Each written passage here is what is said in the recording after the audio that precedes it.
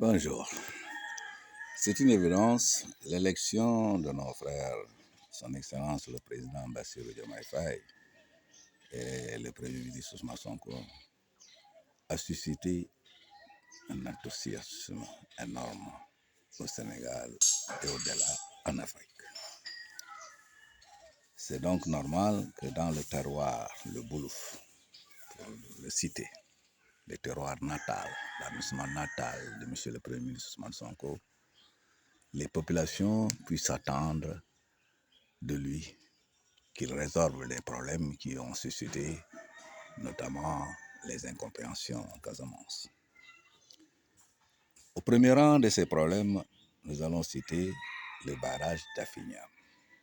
Ce barrage qui a été conçu et érigé vers les années 83 à l'initiative du président Abdou Diouf, achevé par le soin du président Abdoulaye Wade, avait été conçu pour être une réponse, une solution au problème de la raréfaction progressive des pluies, mais également de la remontée de la langue saline. Aujourd'hui, ce barrage est un problème.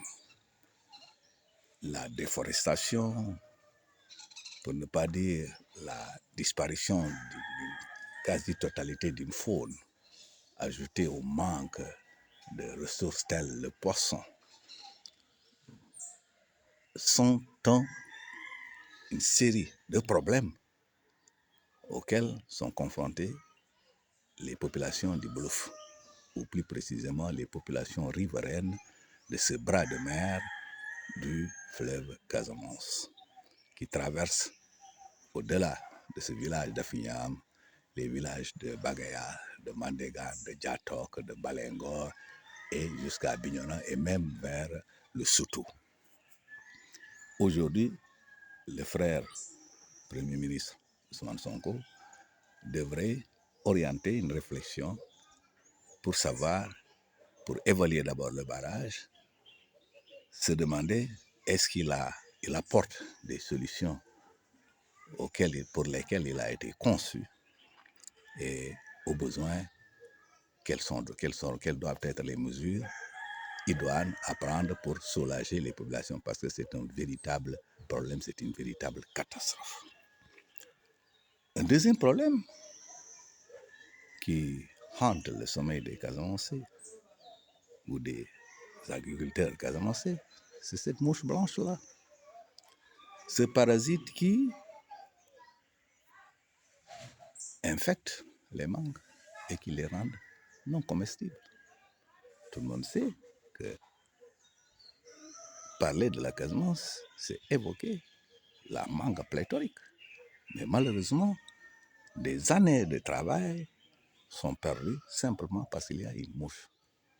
Et il se trouve que ce n'est pas un secret. Des officines de recherche telles l'ISRA ont dit effectivement que technologiquement, au point de vue de la science, il est possible de trouver une solution.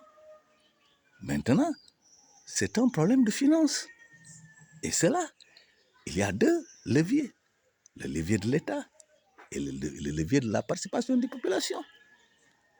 Il y a donc des choses à faire de ce point de vue parce qu'il est inconcevable que le travail, l'effort humain, la volonté humaine puissent être annihilés simplement parce qu'il y a des phénomènes naturels qui ne sont pas, irrémédiables. C'est-à-dire que pour ces phénomènes-là, il y a toujours une solution. Un autre problème, c'est la remontée du sel. La remontée du sel, c'est un problème qui dépasse le terroir du Boulouf. Il va jusque vers le Nyomika, pratiquement jusque dans le Sédhiou. La remontée de la langue saline, c'est la remontée saline qui fait qu'aujourd'hui, des puits qui avaient une profondeur moyenne de 10 mètres, 7 mètres, il faut aller jusqu'à 40, 50 mètres, voire même aller chercher des forages pour pouvoir avoir de l'eau simplement potable. Et il s'y ajoute que les terres arables dont on évoquait la quantité immense sont en train de disparaître ou de s'amoindrir comme peau de chagrin. Nous avons, évidemment, c'est déjà une solution, la production de la noix de Tanarkad est énorme. Voilà un fruit qui a des miracles, ou qui produit des miracles. Le fruit lui-même est prisé pour son jus, qui est commercialisé. Des populations telles les Manjac, ou la Basse-Casamance, les populations Diola de la Basse-Casamance, ou dans le, comment vous appelez ça, le Balantokunda, et aujourd'hui dans le terroir du Blouf, et même au-delà, vers le Fogny, les populations vivent de ce produit-là. Il se trouve qu'il y a un problème de commercialisation, notamment de la faiblesse du prix. Et quelquefois, une incongruité qui fait que les populations se voient interdites d'aller vendre au mieux offrant, pour ne pas le cacher, aller vendre en Gambie. Nous espérons qu'avec le frère Premier ministre Ousmane Sonko et son Excellence M. Bassirou Diomaye Faye, qui connaît très bien le Blouf, puisqu'il y a séjourné à maintes reprises, donc il connaît très bien, il est facile pour Sonko ou pour lui de comprendre un peu ce genre de problème-là. Alors, nous allons chercher un autre problème, c'est celui du chômage des jeunes. Parler du chômage des jeunes en Casamance, qui a d'ailleurs provoqué l'exode rural, est l'un des objectifs de ce nouveau gouvernement, qui donne évidemment un nouvel élan, non seulement pour les Sénégalais, mais pour l'Afrique en général, c'est de ramener les populations vers les zones de production. Et par conséquent, de régler en même temps le problème de la surpopulation de nos villes, et notamment de Dakar. Si le loyer est cher à Dakar, si les problèmes de circulation sont énormes à Dakar, c'est parce que tout le monde est concentré. D'ailleurs, qui n'a pas appris, quel élève de secondaire n'a pas appris qu'une moitié ou plus de la moitié de la population du Sénégal vit sur un tiers du territoire ou du terroir national? Qui ne l'a pas appris. Et quelles sont les causes? C'est l'exode rural. Donc, c'est une aberration que de parler de chômage de jeunes. Pour moi, c'est simple. Il faudrait qu'il y ait une politique, comme on dit, vraiment osée, audacieuse, du financement. Parce que le problème des Sénégalais, c'est le financement adéquat. Le prix de l'argent et le temps de mise à disposition de l'argent. Il suffit simplement qu'il y ait des financements adaptés. Et je reviendrai là-dessus. Le problème de la terre, cette aberration que constitue, les gens disent que c'est un chef-d'œuvre, la loi sur le domaine, mais elle a fait trop de mal à la Casamance. Beaucoup de mots. Et même cette fameuse histoire de la comment on appelle ça, du séparatisme, est partie de là. On sait le rapport des populations casamancées, notamment Diola, à la terre. La terre est une propriété familiale. Alors, comment considérer que les terres qui sont là n'appartiennent à personne? Je me rappelle, là-bas à l'université, quand on nous parlait de terre sans maître, j'ai répondu à mon professeur Moller vers les années 87 qu'il n'y avait pas, que cette notion était un non-sens. Parce que chez moi, en Casamance, on ne pouvait pas concevoir l'idée d'une terre sans maître. Même la forêt qu'on disait appartenir aux Blancs, on dit Karamba Ketalulumao. Karamba Ketaluma, la forêt des Blancs. Même aujourd'hui, on continue à dire la forêt des Blancs. L'État, c'est le Blanc. Était considéré comme une usurpation, une spoliation. Donc, le frère Premier ministre Ousmane Sonko a parlé de Borok.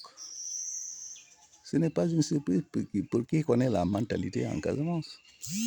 Le Diola, c'est le travail. C'est le travail. Il n'y a pas de retraite. Il n'y a pas non plus d'âge pour commencer à travailler. Dès 5 ans, on suit ses frères, ses grands frères et son papa dans les champs pour apprendre le labeur, le dur labeur et le labeur sain. j'y reviendrai, Inch'Allah.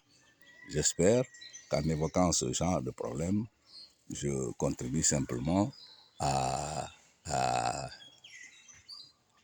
à aider l'État à prendre en charge ce genre de difficultés. Ces difficultés-là qui assaillent les populations. Je pourrais ajouter l'opportunité qu'offre la pisciculture.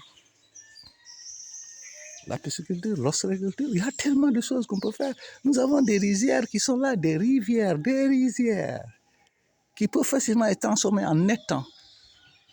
Il suffit simplement. D'ailleurs, il y a un lycée agricole à Bignona. J'ai vu un appel à candidature pour former des gens, mais ils sont déjà formés. J'ai eu à participer à un exposé d'un professeur venu du lycée de Bignona qui disait que le problème c'était l'embauche des jeunes, leur emploi. Et l'aberration au Sénégal, c'est que tout est à faire. Mais le véritable problème de nos pays, c'est l'argent. C'est l'argent. Et c'est là où on attend les Sénégalais dans leur ensemble, pour pousser Ousmane Sonko et le président Diomaye. Si nous arrivons à régler ce problème de l'argent, ce n'est pas une question de quantité. Il faut revoir l'échelle des priorités. Il faut revoir l'échelle des priorités. C'est là où il faut mettre le curseur. J'ai entendu des gens dire des choses simples. J'ai produit, j'ai transformé, j'ai vendu.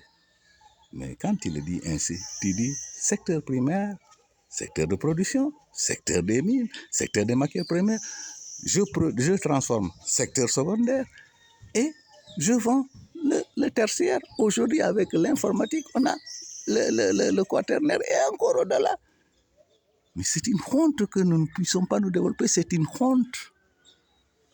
Modestie mise à part, moi seul, je considère que je peux contribuer à résoudre des problèmes à plus forte raison les autres. Et la mutualisation des expériences peut permettre de venir à bout. Non. Il faut laisser de côté ces histoires de poursuivre Macky Sall. Non, on n'a pas encore le temps. Stabilisons l'État, stabilisons l'économie, mettons les enfants, les jeunes au travail, renvoyons les jeunes dans les écoles. Il y a des dossiers prioritaires, évidemment, les lampistes vont payer pour le moment. Mais le plus important, ce n'est pas d'enfermer des gens, ce n'est pas d'emprisonner. Il faut reprendre ceux qui nous ont pris. Le Sénégal est un pays de Tissot, Senghor l'a dit. Abdou Diouf a dit, la loi est ce qu'elle est, mais les Sénégalais sont ce qu'ils sont. Et Abdoulaye Wade a voulu expérimenter la transition. Il faut transiger. Il faut transiger. Donc nous sommes dans un pays où nous sommes tous parents. Tu vas chercher n'importe quel Sénégalais d'une ethnie ou un étranger, prenons le cas du Sénabré. Il a aujourd'hui ses enfants au Sénégal. Donc ce sont nos petits-fils. Pour vous dire que le Sénégal, c'est une tradition. Quand vous allez chercher dans ce que les anthropologues ou les sociologues appellent la tendance profonde du Sénégalais, vous y trouvez ce qu'on appelle la teranga, c'est-à-dire l'ouverture, la tolérance. Mais cela ne nous empêche pas de rechercher le bien. Si nous sommes tolérants, si nous sommes ouverts, oui, par exemple, les Diola peuvent être cités en exemple. C'est en Casamance, dans les terroirs Diola, que vous trouvez des villages Wolof. Qui n'a pas entendu de Loudia Wolof? Pourquoi il y a eu ce phénomène, ce problème à Ginsor avec les tout couleurs qui pêchaient sur là-bas au niveau du fleuve Casamance? Donc, j'ai peut-être été un peu long. Cela viendra avec le temps. Je vous remercie, mais Blen Faté, n'oubliez pas d'aimer pour nous aider à soutenir les efforts parce que ça coûte vraiment cher. Merci, allez, à la prochaine.